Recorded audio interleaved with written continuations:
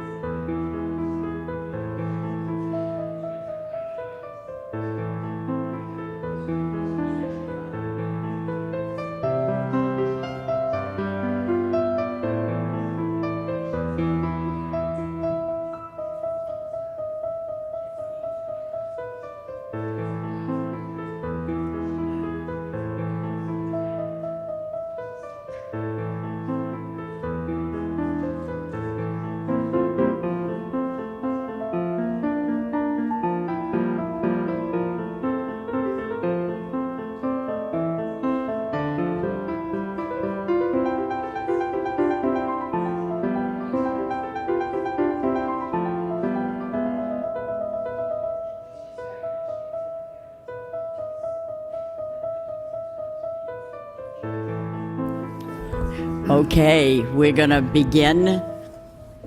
Thank you so much.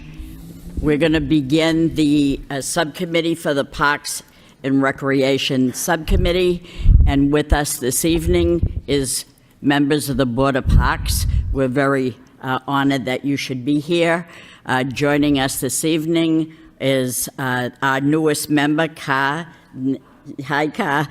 I want to say your last name, Nindi. Ndi. Ndi. Ndi. Ndi. Mm-hmm. Indeed, it is. Yeah, so it's right. if you say Ka Ndi, it's like Gandhi with a K. Beautiful. Thank you so much. Nice to meet you and welcome aboard. And then we have Ryan Rourke, a member. We have the chair, John Linehan, who's been the chair for like 150 years. That's okay. You are unbelievable. I'm so honored that you came this evening.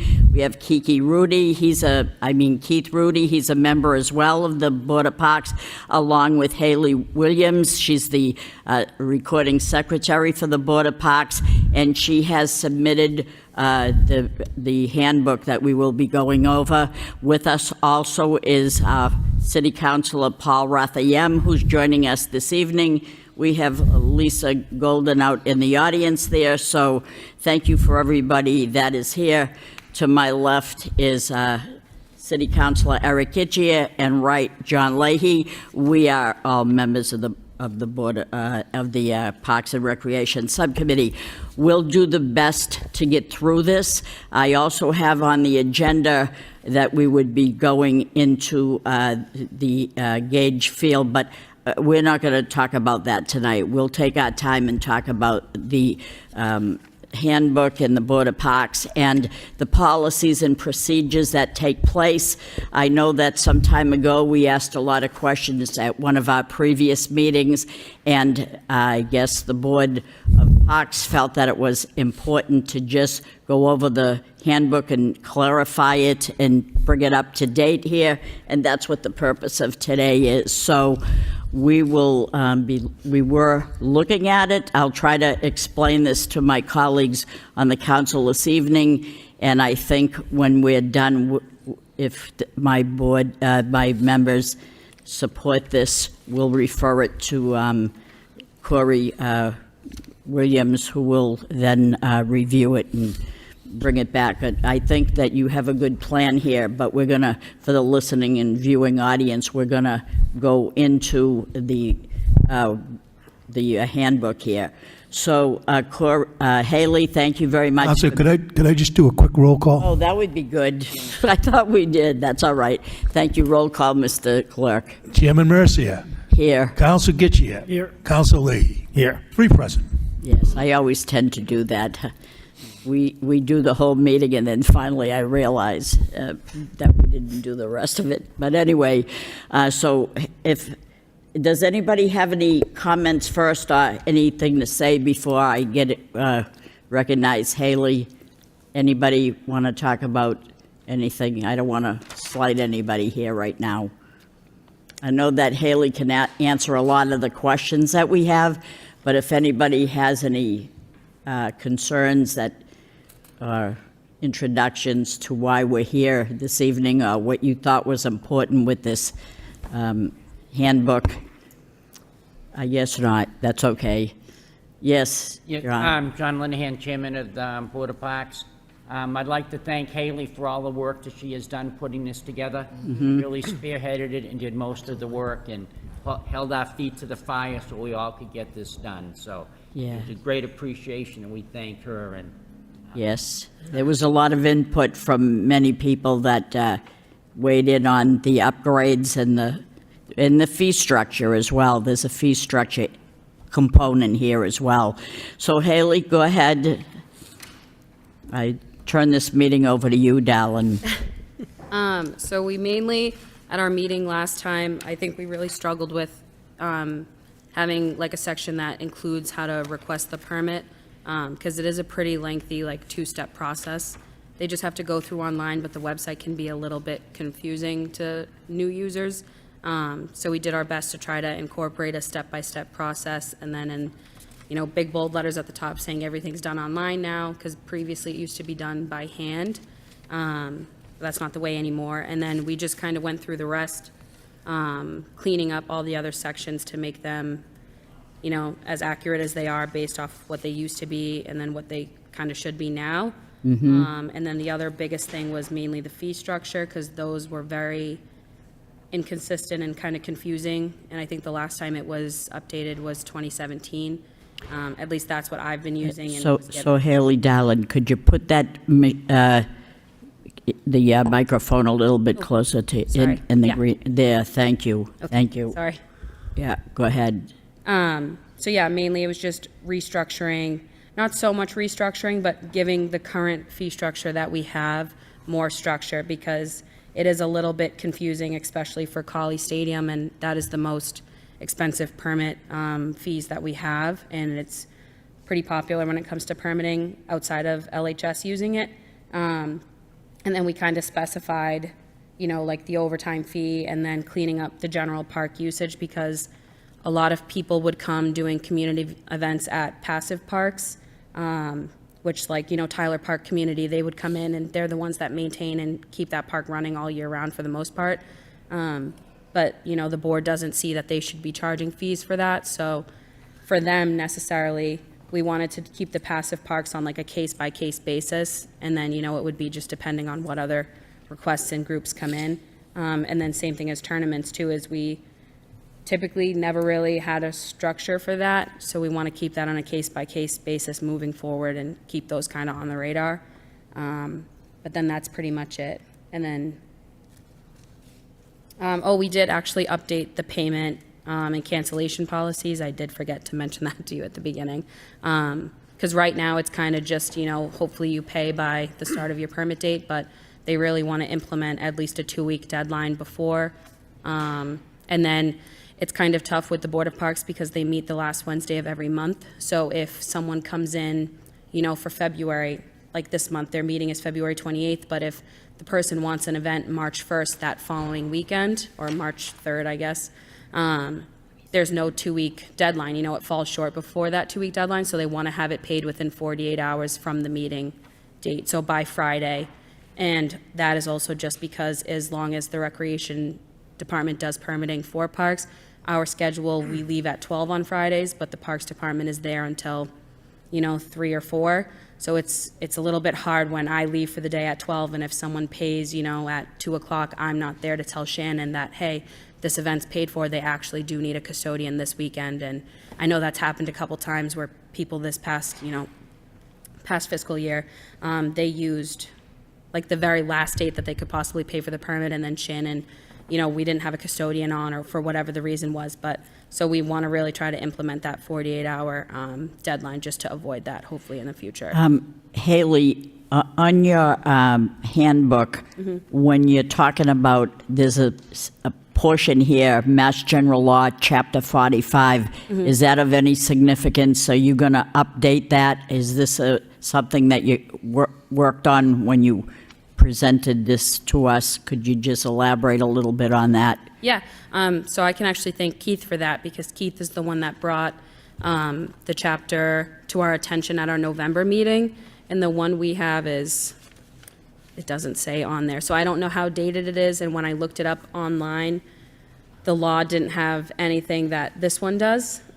It went from having 3 points of sections to just one paragraph, so I don't know if maybe I was looking at the wrong thing or not, but at least for what Section 2 is currently in there. Chapter 45, Section 2 is specifically the Commission of Parks, I guess. There's nothing in there that, has what he has, but we just want to make sure that the board is abiding by all of that, because that's what they should be legally. So hopefully Corey can help give us some insight on that, and then we can add that as a section, before it gets fully approved, once he goes over everything else for it. Okay, so anything else not counting the fees structure, anything else that you wanted to add about the fee structure, other than the fee structure? So we're talking about the updates on how to request a permit, step by step through the website. What else did you change other than the fee structure? What else has taken place here? Everything else stayed the same. The only thing is number 5 on the rules and regulations. After the no dogs are allowed, it ended up saying something else about like designated areas, but Shannon wanted us to take that out because there's no dogs, I guess, allowed at any of them other than the dog park. But otherwise, everything else pretty much stayed the same, except I guess the very last page is I updated the department contact information to be a little bit more specific based off what, if someone was looking at it, like for a festival or something, if they need, a liquor license or like an amplification permit, they'll be able to look at this and see that that's something that they'll need prior, hopefully, if they read it, or, park maintenance, waste removal. So I just specified like what each department would get based off of, their permit needs. Did the payment policy change? Yes, well, yeah, so that's I what. think it's a great change. That's why I just read through it. I think it's an important Yeah. change for the city. Well, it hasn't officially yet. It will once the book goes into effect with everything else. But yeah, we do want it to change for sure. What page is that on? Page 9 would be the Page payment 9. policy. Okay, let's, It just says payments are due 2 weeks prior to the start of the permit. If a request falls short of the 2-week deadline, the permit must be paid within 48 hours of the board meeting. Right. Which I think that's a major change, because if somebody is holding a spot, then it should be paid for so that we can actually gain the interest and make sure that the funding's there before we let someone use it, and then we have to chase them like we saw in that long list of people that didn't pay for all those years. One of them was the pro football team, the semi-pro football team that was at Collie, and we lost all those funds. So I think that's a great move. Thank you. so, at the end of this, let's say, at the end of this meeting, we're going to review this as the board. I will bring a report to my colleagues on the council, and if I leave anything out, either one of my colleagues can, say what I might have forgot.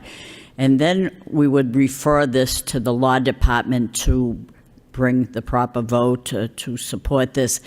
And at that time, when we do that, would this be on the website so everybody can take a look at this handbook? So I think, I don't know what the next step would be. I don't know if city council as a general body needs to approve it. I would assume they do. So, after Corey, I don't know if it should go Well, back to you. we won't, we could, the scheduled fees, we probably would have to support the vote on that. Yeah. And I'm sure that Corey Williams would make sure to tell us. Okay. He's not here. I should have. Yeah. I should have brought him down. But anyway, but this would be your baby, so to speak. So As long as I have the green light, I just want to make sure, I'll put it up, tomorrow, but as Yeah. long as city council doesn't have to approve the whole thing as a general, Yeah. sense in the book I think itself, only then the can fee update it. structure would be because it involves the money. But Eric? I do have a couple of questions on the handbook piece. When you look at priorities and renters, and it says Lowell-based youth organizations. If we could add to it nonprofit Lowell-based youth organizations, because there are many people who come in here and start an AAU program for profit and are paying coaches and paying other people, and if the payments go out, the city should be obliged to charge the regular fees, and they should not have any kind of priority over the others based off of that. If they're an AAU team not paying and they're, nonprofit, that's with Lowell kids, that's not a real issue. But when we start taking a company that comes into Lowell, opens a for-profit AAU system team, takes everybody in from New Hampshire and everywhere else, and now they have priorities over everybody else, and there could be major problems there. And I just don't think it's fair. So I think that if we could just look at that piece again and see what you think on that. One other thing, I just wonder, with the structure change in fees, have we run this by the CFO and the city manager, or have you run the numbers to see what these changes will actually do? Because as we talked about just the softball piece, that's going to have a major implication on a lot of these tournaments being run. So their number is going to dive down.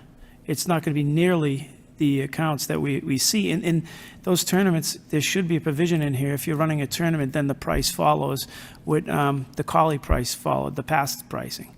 Because at the end of the day, they are using those fields, and they do put a lot of use into those fields. And when you run a large tournament like that, if it rains or anything like that, the infields get eaten up. A lot of things are moving pieces, and there's a lot of more use than if it was just a one-time person using it for like a kid event or something like that. So I think we should probably look at that structure a little bit, because as I see this right now, you're bringing us a structure, but I think there's a deficit going on with it because of that. Yeah. And I think we might want to just go back and just look at that piece and say, okay, we just need to make that piece of an adjustment. I don't know. You know the numbers better than I know, and I see you shaking your head like, oh, yes, that's a good idea, because that revenue is going to dip, and those funds certainly should be brought back to the city, because as everybody knows here, if you have 6 games on a field in a an hour and a half period is each one, so you're looking at 9 hours, you're beating up that field pretty good versus somebody renting it for, a 2-hour block at one time and going. So I think that fee should remain the same as if you have a tournament. My other really driving point is that some of these people are locking up fields as residents, and then they're subleasing them out, or they're letting other people use them from other communities. So that, to me, is a non-residential rental. Okay. And it needs to have a piece in it where their insurance is here also, in order to get it. And I think we're being buffaloed. We look into that, Council, and if we're aware that they're doing it, we will revoke their permit, because they're not allowed to do that.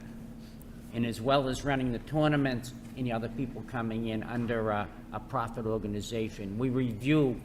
When they come in, we ask them those questions to make sure that isn't happening. I think we're flipping a cover over. You know what I mean? I think that for years it's been the past practice. People do this. Okay, I have the permit in this community and I have the permit in that community, so let's barter back and forth on our tournaments. So 2 people have 2 tournaments. They need 10 fields, so they say, okay, I got this one, I got that one. Okay, you can cross over to mine. I can cross over into yours.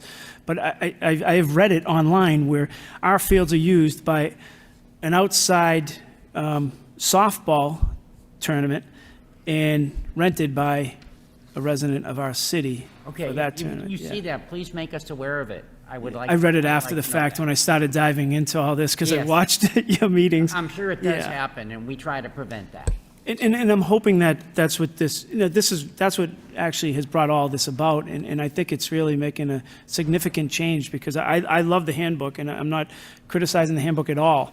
I'm just looking to say, okay, how do we benefit the organizations within our city, and how do we benefit the people who are doing it, out of the kindness of their heart, trying to get kids a better life on our fields. And now it's being taken up every Saturday and Sunday by an organization for profit, making huge dollars on 800 team entry fees. And, your kid can't go out and we can't play catch on the field because they're taking up. And I do like the idea of bringing other people from other communities in, but at the same time, I think that we need to get a stronghold on our funding sources, because our Parks Department debt is getting larger and larger by the day, and our equipment's not as easy to maintain and all Shannon these tells things. us all the time. So I think if there's some base to it, I would love to see the numbers on what last year we took in and what your projections are based off of this fee structure. And if you think those changes that is being said here are good to implement so that you keep that revenue going in the right direction, I think it might be smart to look at those numbers, that's all. The majority of the people that utilize the fields come year after year. And so they're gonna stay the same. The one thing that would change, based on what you're looking at, would be the tournaments that are in there. And those are being the softball tournaments. Unfortunately, our softball tournament person, Tom, isn't here tonight. He had to work. But we look into that, and we let the runner of those tournaments know that he can't sublease those fields. If he does, he's gonna lose his permits for the whole year. So I think that's a big item that comes across that people get upset at. I also see a huge savings in those softball tournaments within this structure that was not there prior. So I just think that we need to just look at those rentals a little better before we dive in, that's all, Mr. Yes, we're always open and looking for, corrective criticism, what we can do, so we can better the city and the use of the people in the fields that we have. Haley, do you see that same piece we were talking about on the softball field rentals by a resident, and now you can run a tournament and get these fields at a much lower rate, and we're going to lose the money? Yeah, so I mean, at least that one specifically, he doesn't fall under, because right now the fields in question, those would typically fall under the general, like, park permit fee, but for that tournament, they try to set a specific number. I don't know if it's feasible enough to, like, everybody's liking, but he is being charged a significant amount. They are being charged a significant amount more I than, just don't want to get caught in a loophole with Yeah. an attorney looking at this stuff because of the funding, when we can just write it right the first time and say, any tournament will be charged at this rate. right. I mean, I don't know what numbers the tournaments, like, generate themselves, so I don't know if it's feasible based off what we're charging in comparison to what they're making, but at least compared to what our fee structure is now, they are at least charging more than the general rate, so they are, They're extremely profitable. yeah, I bet. I did all the numbers. We're aware of that. A little bit. Keith? Jim, do we, I guess a question to the city clerk, when we're adjusting these rates or proposing the adjust rates, does it have to go to a public hearing? It would be. Would have to go to a public? Okay, okay. But would it be referred to this, for an update and a recommendation by the law department? Refer this to the law department? Yeah, I think that would be the proper process to refer to the law department to draft an ordinance for any fee structure changes. Sure, right, that's what I think, but it would go Okay, I figured that. back for a public hearing, yes. Just a couple things, if I may. Okay, I know we've heard the council. We know that there's been some discussions about true scheduling, being that, a lot of times when some organizations come in, they'll put a permitting request from April to October.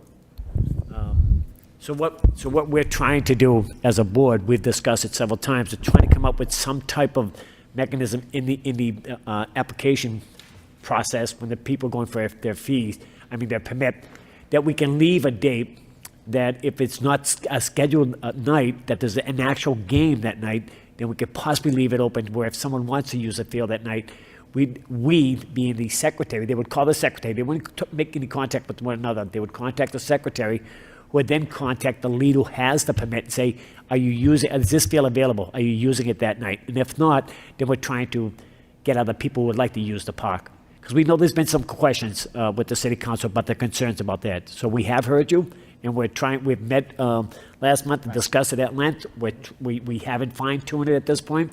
We're still looking. I personally look at what other cities and towns do. Just so you know, Worcester and some of these other communities, they actually charge their youth organizations to play. So the city of Lowell is ahead of most of your cities and towns relative to our size as far as having the fields accessible for our children and also people who would like to use our parks. Our fees, when I look at our fees, are very reasonable compared to what other communities are charging. So I think the council, this board as a whole, we want the parks to be used. And if we cannot charge them, That's better for everybody. Get people walking out the door proud because, and they're happy to use the parks. That's our aim. But if you need extra services, being that if it's on a Saturday or a Sunday or a night, or if you need extra services, or if you're using a park such as the stadium, like you're saying, other parks that are used by our high schools and other youths, then sometimes we have to charge because of the maintenance. I think as Councilor Getcher mentioned, and we also put out there that the timing. If you want to run a soccer tournament and it's pouring out there, we're not going to probably let you use College Stadium or these other stadiums. We know what happened with Shed Park years ago when there was, I think, a bicycle thing or something like that, and it was chewed up. And so we hear what the council's saying. When we try to stay in tune and stay consistent with what the councils are requesting. So I just want to let you know that we do discuss a lot of these things at length. We don't just say that's a council issue. We feel anything that has to do with the parks or recreational open space, we feel that we need to get involved and address the issue. Right, thank you so much. Councilor Leahy. So when we go to approve the fee structures, I just looked at this tonight, but I can't really find the changes yet. Are they highlighted somewhere or? So it's not necessarily so much that we changed it on page 7. Like, I just basically, well, it wasn't just myself, it was me, Shannon, and Peter. We went through trying to, we don't know number-wise, I mean, at least from my stance, I don't know number-wise if this is still sufficient. We just kind of revamped the current 2017 fees, because that's just what we've been charging now, and I didn't want to be the one to be like, okay, it's not going to be $25 anymore, a resident's going to pay $100. Like, I don't know. But anyway, so we just specified, the main big change that we did is, if you look at the 2017 fees, it only specifies Colley Stadium, like as a whole, and then Alumni Field. It doesn't give any other, the Carvalho, the softball field, anything like that. So right now, if someone wants to use something other than Alumni, they're paying $200 as a resident, which to me seems a little bit unfair because, I mean, $200 out of these fees seems reasonable for the turf, but not for Desmond or Machado or, And then the softball fields we've been using, it says softball fields, but we've used that as Colley softball field, so Martin. That's what we've been charging, if someone ever uses that. So all we did was just specify that price is the turf field, the Alumni Field, Martin Field, and then everything else, we just kept the same as the general park permit fees, but doubled it because Colley has to be booked in 4 hours based off of our website requirements, and then the custodian fee. So that was the biggest change that we made, and then the custodian fee, we upped from $120 to $150, but I don't know if that suffices, the park's custodian salaries. I don't know if that's still gonna, compensate them fairly. So we didn't want to do the whole numbers drastic. We just wanted to give this more structure. And then if you guys felt that we needed to raise those fees based off of, 2024 time, then we could do so. But it was just to get the ball rolling on having more structure on the fees and more clarity. Okay.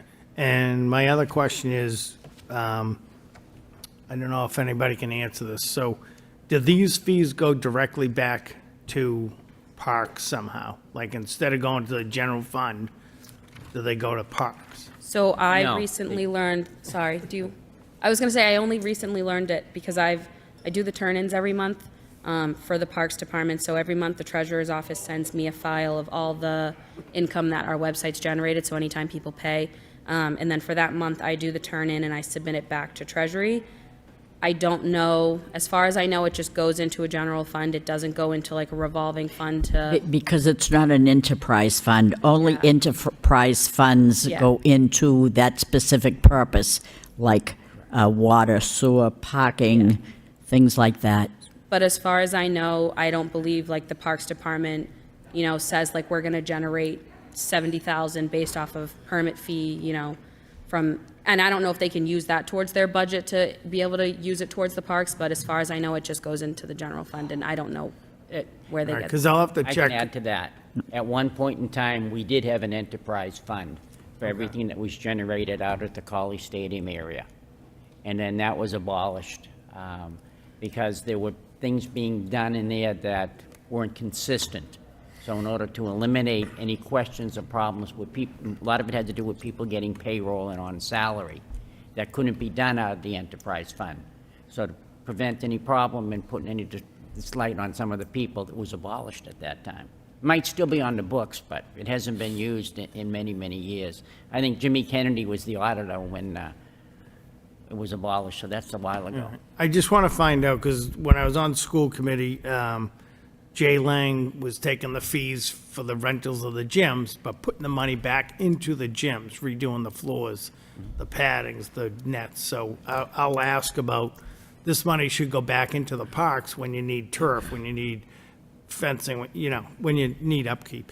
And one last question was Colley Stadium. When we have people working there, we have like maybe 2 people on a day shift. Can that park be open during the summer to some of the high school kids to use? Because it is a park. Kids always ask on vacations during the summer, they should be able to go in there and throw the ball around, football or lacrosse and stuff like that. So that should be taken under consideration. It is a park. It's their park. If we have staffing there, they should be able to use it. So I think right now we lock the gates up all the time. So could you consider that? Yep. Thank you. Thank you. Eric, Councilor Getchia. I wish it was that simple. I wish it was simple enough when you buy all that clay and all of that conditioner for those fields and everything, that it was cheap enough to let everybody just run on them and do that. But when you spend that kind of money, that's why it's no longer an enterprise fund, is because if you had just $100,000 worth of employee cost, you'd have to get 250 rentals. It added. You don't see it. So it's not going to be self-sustaining ever. So it has to rely on the government body or grants to be able to run them, which it never will. So that's where it goes. The money does go back into them. It absolutely, more than the amount being generated in is going back into them. Now, is it in the right position where everyone is happy with it? That's a whole nother question. But just a bag of conditioner is over $100. So, and you use probably 30 of them every baseball game. If you want that field to remain in pristine condition for the leagues that you do, then I think there's a cost. And the problem is when you look at that turf field, $400 an hour for the 4-hour block is never going to cover the cost of just cleaning it and trying to maintain it and sweeping it. And we're just looking tonight at adding 2 lanes to the track. Look at the cost of that and ask yourself, how do we develop that? Which, in my opinion, you should just add all 8 at the same time and blend it all in, not run on half. It's like having a different cook throw something in the pot. But I still think you need to go back, and Shannon needs to go back and look at the numbers for the employees. There is no way $150 for a 4-hour block is going to cover the employee cost. It just doesn't. And then when you look at everything else that goes on, I don't know that a 4-hour block covers a 4-hour block. So you're saying, okay, the employee is going to be there right at the 4th hour, so they're going to open the gate at 8 a.m. for an 8 a.m. game. How does that work? And then they're going to let them out, so that's where the hours of overtime come into play, and that's, you're going to pay more, right? Most of these fees are consistent with what they were in the past. And originally, I think if you go back to 2017, these fees were sent down to us from the city council. So we didn't set the fees, they had, and previous to that, they had always set it, and the city manager's office would have set the fees. So this is why we're trying to take a and I proactive agree. look at it. I don't disagree. What I'm saying to you is, if you're going to have a rental and you're going to do a 4-hour rental, then the minimum should be a 6-hour employee cost. Because you can't have a 4-hour rental and a 4-hour employee cost. If someone's there, someone's going to have to be there early, so it's going to cost you money on both sides, and then you're shortchanging yourself. So force everybody into a 6-hour rental, and it gives you plenty of time to clean the place and also get it ready for the next events. And if it crosses over, then somebody obviously will get a savings if you have multiple blocks after multiple blocks.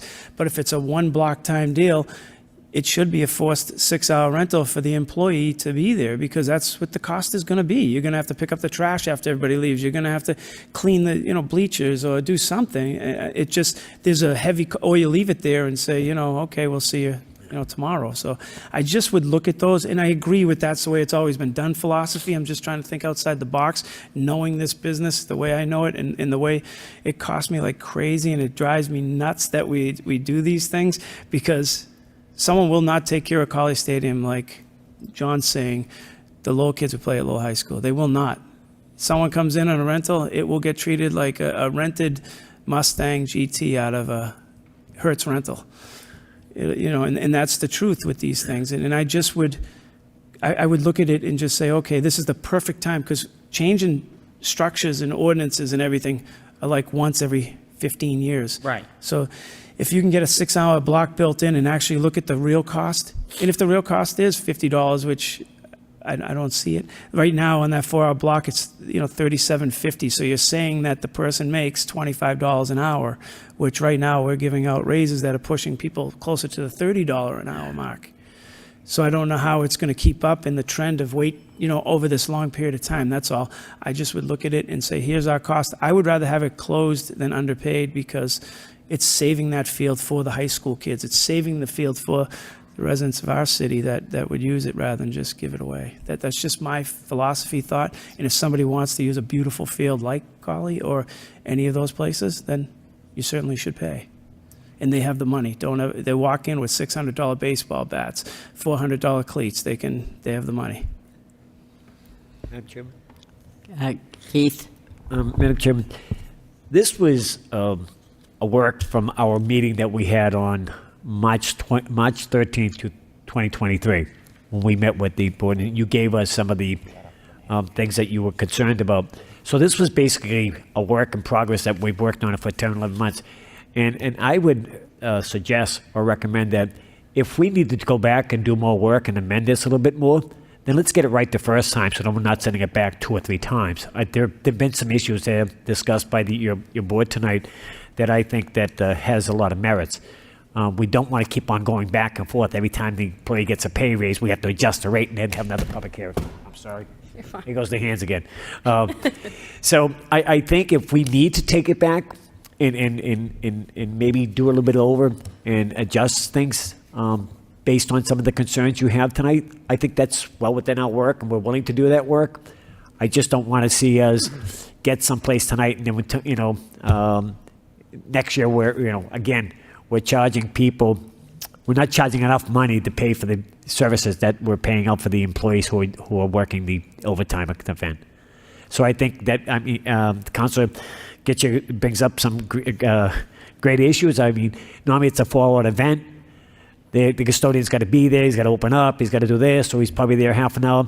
But Eric and Councilor Getcher and myself both know that once you work the minimum of 4, you don't have to work 6, 7, 4 increments. You could work a 5-hour, 6 hours, as long as you get minimum of 4. So what we tried to do, Madam Chairman, is a lot of these people that are using it, they're local people. And when they're trying to use it, we're trying to keep the costs down. But we also want to make sure the city's not paying for the extra services that they're requesting. So we're trying to be fair in that end. So, but I think if there's some adjustments that need to be adjusted to this was just a preliminary draft that we put together based on our meeting that we had last year, what the council's requested, and this is what this was. So this is just a preliminary document, and if you think we need to work on it before it goes to the city, I think it's something that we would. So in light of the fact that you heard from this board, would you then like to refer this back to you to just peruse it a little bit longer, a little bit more, and put in things that you've heard discussed from this? If that's a wish of the board. Okay, would you want that City to Council happen? Subcommittee, Parks Subcommittee, if you think. Okay, because we would have then referred this to the law department for their review, but if you think you want to amend certain more things, then we'll allow that to happen, and we'll meet relatively soon when you're done. And if you do that, could you then come back to us with your changes highlighted, or? Yes. So that we can know, because we came into this more or less blindly, because we didn't really know. Well, I think we don't meet until the end of the month, and actually now you'll have some time to maybe read this before the end of the month, and if there's some other stuff that you come up with that you said, hey, maybe we can amend that or tweak Okay. this, then maybe, we're open for it. Because you want it done once and you want it done right. Having Yes. worked for the city for 32 years, I think that's the best way to do it. We don't want to move things back and forth, back and forth. Right, 'cause right. Now you put on the agenda and back here. Okay, so well, we'll, now we need a public hearing, so we like to get it right the first time. So when people come into a public hearing, we're not Yes. saying, well, we might have to amend this again after. So we want to have. well, whatever changes that you're gonna put, or add, or whatever, please let us know what that is. You want it to be highlighted that this Yes, is a change please. based on. Yeah, that'd be better. Yes. Councilor Robinson? Thank you. I would just like to thank the board and the worked subcommittee hard, because very hard. I know the work very Yep. intimately, and this is long overdue.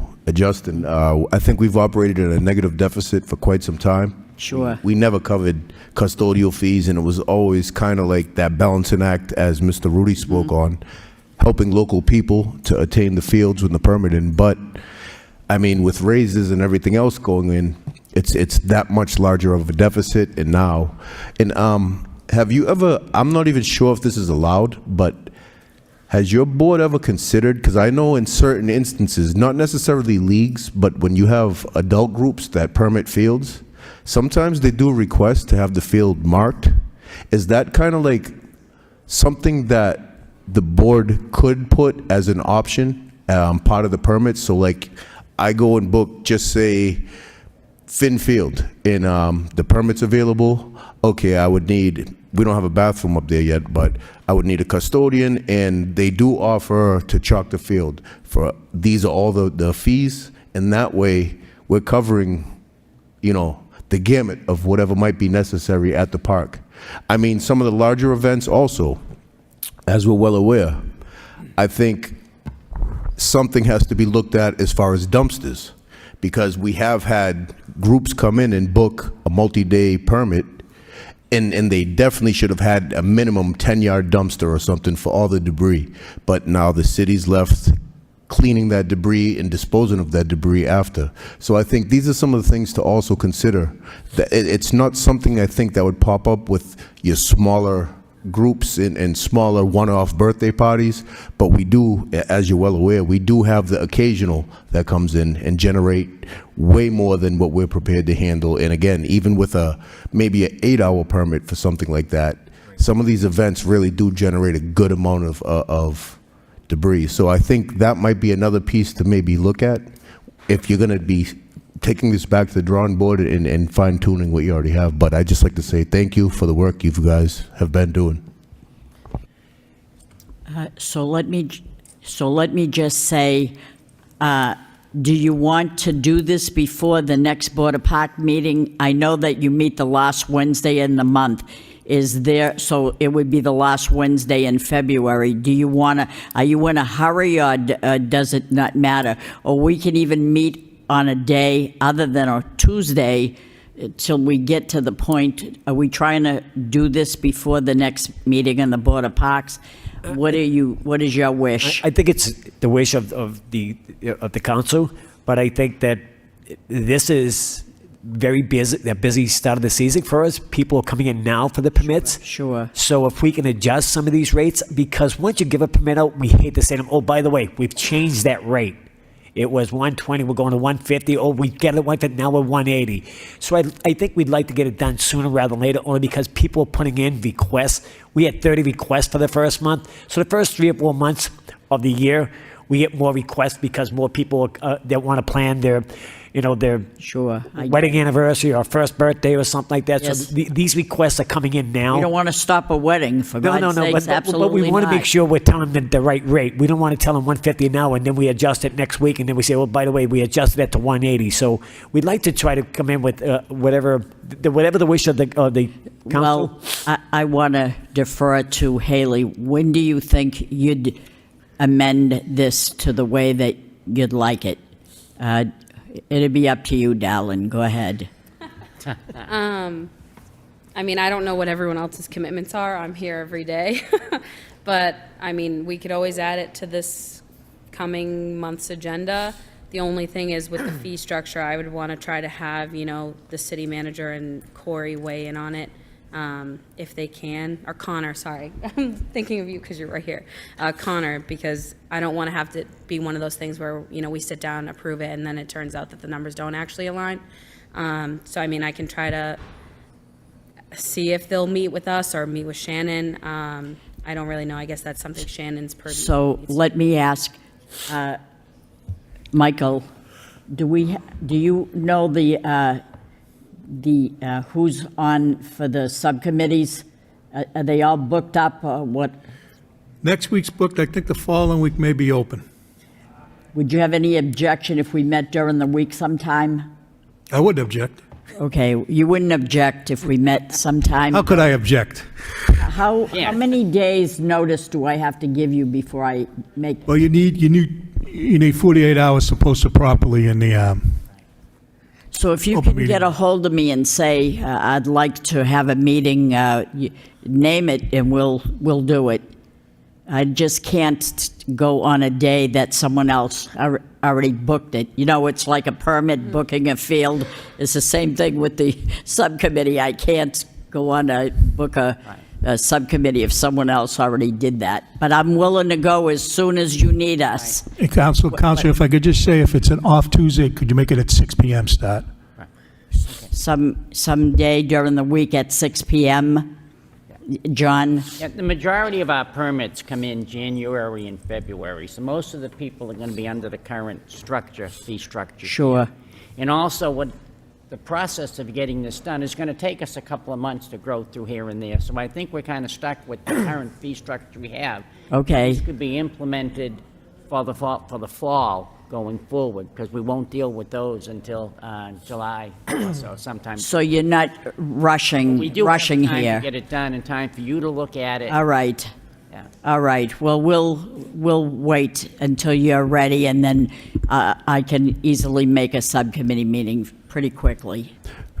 Corey? May I ask, if this is going to be targeted for the fall, what's a safe month to have this kind of ironed out? Because when do you start seeing the fall permits start to roll in?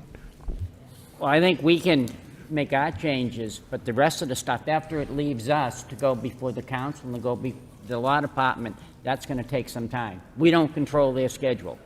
So we can get ours done hopefully within the month. No. And then present it to you and then let it run its course. That would be right, because you'd need it in place by April, let's say, right? Wouldn't you think? Yeah, and we wouldn't have had fee structure time until the fall events. All right, so we'll do the A best lot we of can. people in their youth organizations and things, they've got their fundraising and they got their cost things, so they're kind of set on what it is. All You know, a right. lot of it isn't going to significantly change to some of the groups, the youth groups and people that use passive parks. The fees aren't going to affect anybody. So in this Just the bigger particular, organizations. in this particular situation, we won't adjourn, we will recess till the next meeting. Is that okay? Yes. All right, did you have, The only thing I was going to suggest, I don't know, but if we just say, like, on the website, like, please note that we're reconsidering the fee structure, so at least it sets expectations with people who are going to be coming to the meetings, et cetera, so that way no one's Yes, upset. that's a very if good anything idea. If anything changes, so that way, like, it gives us the leeway to be able to work on things, and everyone will understand that, and then if anything changes, well, we already said that was going to happen. very good, yes, that's a good idea, okay. John? One other thing to consider when we put these new fees together too, let's really, I don't know if we want to,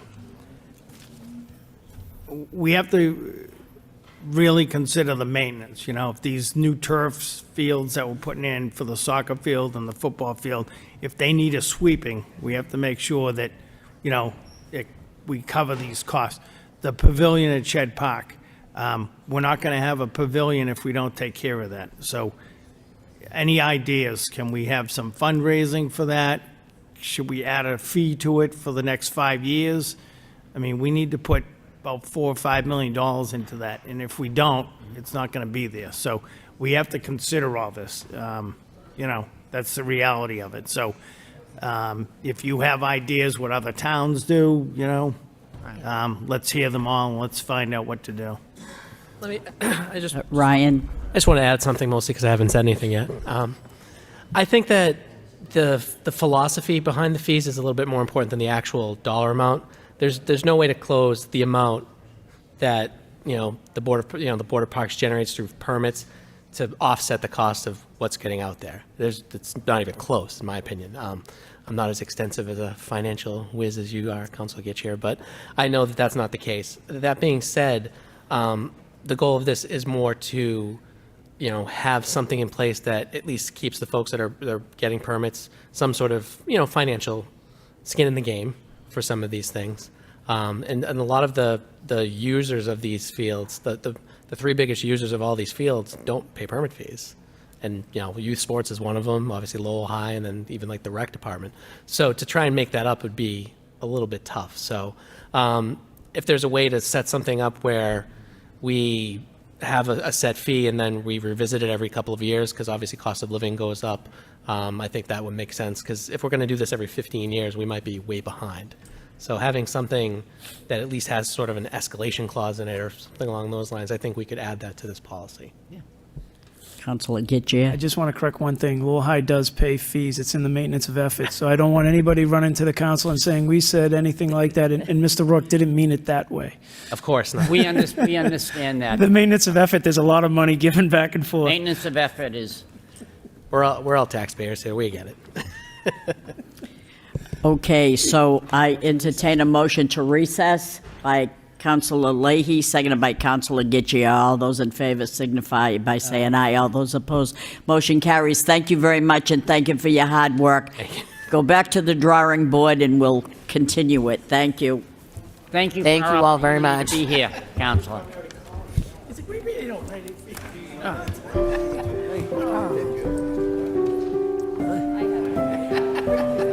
you have any specific questions, feel free. I've been on this board longer than you've been around.